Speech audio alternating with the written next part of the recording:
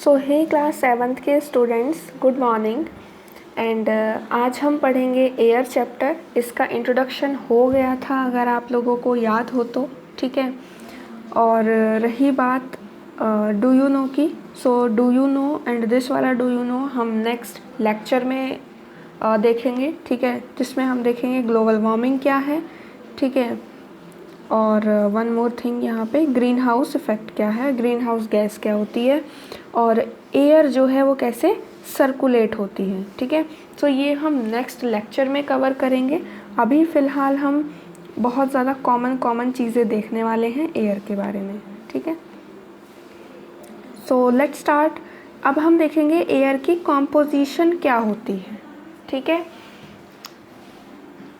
Composition of the atmosphere. अब atmosphere क्या होता है, एयर का डोमेन, ठीक है। ये आपको मैं पहले भी पढ़ा चुकी हूँ। So let's start. Do you know that the air we take in while breathing is actually a mixture of many gases. अब मैंने आपको क्या बोला है, हर बार जहाँ एयर आया मैंने आपको बोला है मिक्सचर ऑफ गैसेस। अब वो कौन कौन सी गैसेस हैं उसके बारे में हम यहाँ पढ़ेंगे, ठीक है। सो लेट्स स्टार्ट। सो देखो, सबसे ज़्यादा मात्रा में दो ही गैसेस हैं हमारे एटमॉस्फेयर में। एक तो है नाइट्रोजन और एक है oxygen.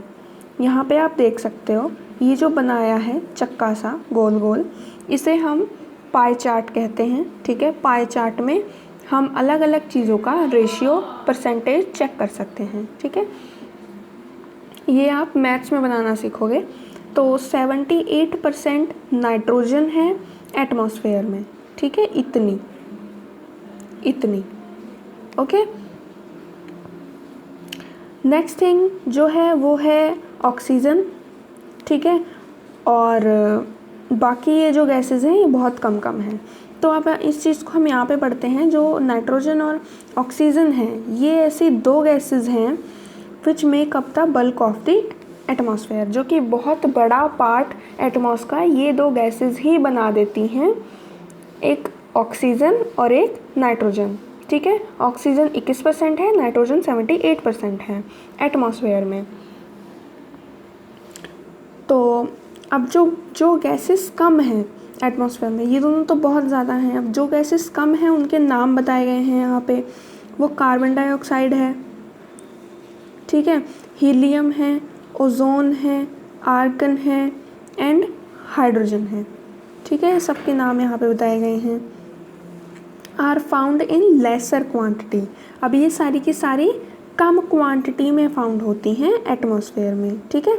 Apart from these gases, अब इन सब गैसेस को छोड़ के देखो ये कितनी कम क्वांटिटी में है, राइट। तो इन सब की बात हो रही है यहाँ पे कि ऑक्सीजन और नाइट्रोजन को छोड़ के जितनी भी गैसेस हैं बहुत कम क्वांटिटी में हैं। और इन सब गैसेस को छोड़ के अगर देखा जाए तो टिनी डस्ट पार्टिकल्स भी होते हैं जो कि कंट्रीब्यूट करते हैं एक एटमॉस्फेयर के कॉम्पोजिशन में, ठीक है। तो मतलब कि टिनी पार्टिकल्स भी प्रेजेंट होते हैं एयर में। The pie chart gives you percentage of different consequence of air. अब ये बात मैं बता चुकी हूँ कि पाई चार्ट हमें बता रहा है। पाई चार्ट को देख के आप ये पता लगा सकते हैं कि किस गैस की कितनी परसेंटेज है, ठीक है। Nitrogen is the most plentiful gas. अब प्लेंटीफुल क्या होता है, ये प्लेंटीफुल है वैसे, ठीक है। प्लेंटीफुल गैस मतलब कि अबंडेंट होना, किसी चीज़ का बहुत ज़्यादा मात्रा में होना, ठीक है। तो नाइट्रोजन एक ऐसी गैस है जो कि बहुत ज़्यादा मात्रा में है, इवन सबसे ज़्यादा मात्रा में है नाइट्रोजन हमारी एयर में, ठीक है। कितनी है देखो, 78% है। When we inhale, we take some amount of nitrogen into our lungs and exhale it. जब हम सांस अंदर लेते हैं यानी कि इनहेल करते हैं, और जब हम सांस बाहर लेते हैं तो उसका मतलब होता है कि हम एक्सहेल करते हैं, ठीक है। सांस अंदर लेना इनहेल और सांस बाहर छोड़ना एक्सहेल, ठीक है। इन और एक्स, इससे समझ सकते हो। सो जब हम सांस अंदर लेते हैं तो हम इनहेल करते हैं, तो हम कुछ अमाउंट नाइट्रोजन का भी इनहेल कर लेते हैं, और जब हम एक्सहेल करते हैं तो वो नाइट्रोजन का अमाउंट हम बाहर निकाल देते हैं वाइल ब्रीदिंग, ठीक है। But plants need nitrogen for their survival. लेकिन जो प्लांट्स होते हैं उन्हें नाइट्रोजन चाहिए होता है ज़िंदा रहने के लिए, ठीक है। They can not take nitrogen directly from the air, लेकिन प्लांट्स के साथ दिक्कत क्या है ना कि वो नाइट्रोजन डायरेक्टली इनटेक नहीं कर सकते एयर से। अब इसके लिए उन्हें हेल्प होती है एक बैक्टीरिया की, ठीक है। अब इसके बारे में आप आने वाली क्लासेस में पढ़ोगे, ठीक है, बैक्टीरियाज के नाम क्या क्या होते हैं, बट यहाँ पे सिर्फ इतना बताया गया है कि बैक्टीरिया होता है कोई, ठीक है। ऐसे बैक्टीरिया जो कि सॉइल में रहते हैं और प्लांट्स की रूट्स में रहते हैं, ठीक है। प्लांट्स की जड़ों में ऐसे बैक्टीरियाज रहते हैं जो कि नाइट्रोजन लेते हैं एयर से और नाइट्रोजन की फॉर्म को चेंज कर देते हैं सो दैट कि प्लांट्स उन्हें यूज़ कर पाएँ, ठीक है। देखो क्या होता है, जैसे एक प्लांट है भाई, ठीक है, इसे थोड़ा जूम कर लेते हैं। एक प्लांट है, ठीक है, इसकी ये रूट्स हैं, अब इसको चाहिए नाइट्रोजन, ठीक है। तो ये करे क्या, तो इसके यहाँ पे ना छोटे छोटे बैक्टीरियाज रहते हैं। तो ये बैक्टीरियाज एयर में से, ये एयर है रेड, ठीक है, तो ये बैक्टीरियाज एयर में से, सॉइल में से नाइट्रोजन ले लेंगे और प्लांट को भेज देंगे, ठीक है। तो प्लांट बदले में इन्हें खाना दे देगा खाने के लिए, ठीक है। प्लांट का भी फ़ायदा और जो बैक्टीरिया है उसकी भी जान बच जाती है, उसका भी फ़ायदा, ठीक है। और इस सारे प्रोसेस को वैसे नाइट्रोजन फिक्सेशन कहते हैं, बट ये आपके सिलेबस में नहीं है।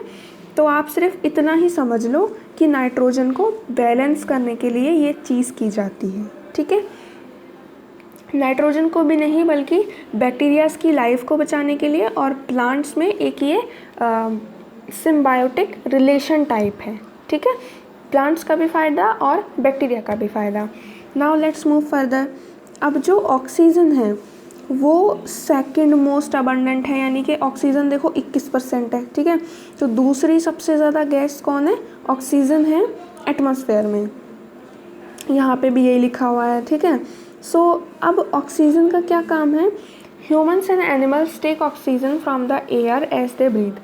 अब ह्यूमन्स जो होते हैं और एनिमल्स जो होते हैं वो डायरेक्टली ऑक्सीजन को इनटेक कर लेते हैं, उन्हें कोई बैक्टीरिया नहीं चाहिए होता है, ठीक है। जैसे वो ब्रीद करते हैं, सांस अंदर लेते हैं, सांस बाहर छोड़ते हैं, तो वो सांस अंदर लेने में ऑक्सीजन इनहेल कर लेते हैं, ठीक है।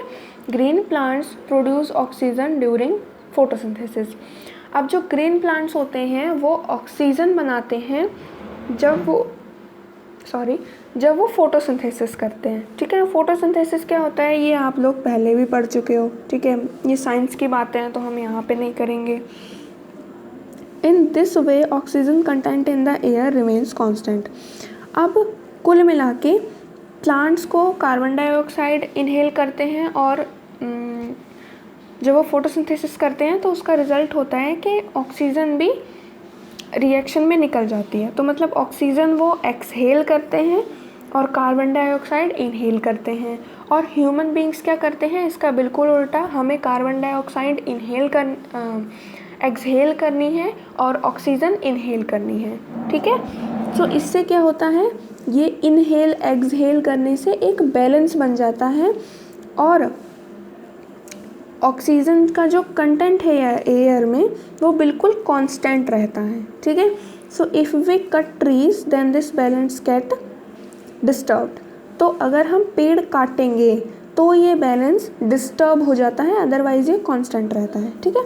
So carbon dioxide is another important gas. अब जो कार्बन डाइऑक्साइड गैस है ये तीसरी गैस के बारे में हमें बताया गया है। ये एक इम्पॉर्टेंट गैस है और ये कितने परसेंट है, 0.03% है। देखो मतलब 1% भी नहीं है, 1% भी नहीं है, आधा % भी होती तब भी 0.50% होती, right. So let's move further. Green plants use carbon dioxide to make their food and release oxygen. देखो वही बात यहाँ पे आ गई जो कि मैं ऑलरेडी बता चुकी हूँ। ग्रीन प्लांट्स जो होते हैं वो इनटेक करते हैं ऑक्सीजन को और एक्सहेल कर देते हैं, यानी कि रिलीज़ कर देते हैं ऑक्सीजन को, ठीक है। अपना खाना बनाते हैं और इस प्रोसेस को क्या कहते हैं, फोटोसिंथेसिस कहते हैं। ह्यूमंस और एनिमल्स रिलीज़ कार्बन डाइऑक्साइड।